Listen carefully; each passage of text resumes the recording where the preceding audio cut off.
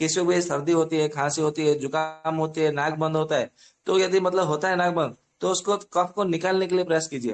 कफ को सुखाने के लिए कभी भी प्रयास ना करें, क्योंकि उसके पे मतलब क्या होता है, लिवर के ऊपर प्रभाव पड़ता है। और लिवर से मतलब जब प्रभाव पड़ता है, तो आगे चल के ग्रीष्म ऋतु में घमौरिया, या तो खून का मतलब कुछ कमी, या तो फिर अंशुघात जिसको लू लगना, या तो सनस्ट्रोक कहते हैं, या तो फिर आपको मतलब दुर्बलता, या तो फिर चकत्ते पड़ जाना, या तो खुजली होना, मतलब विरक्त भाव आना, नींद कम आना, दुर्बल लगना, ये सब मतलब लक्षण आप में मतलब ये पाया जाएगा।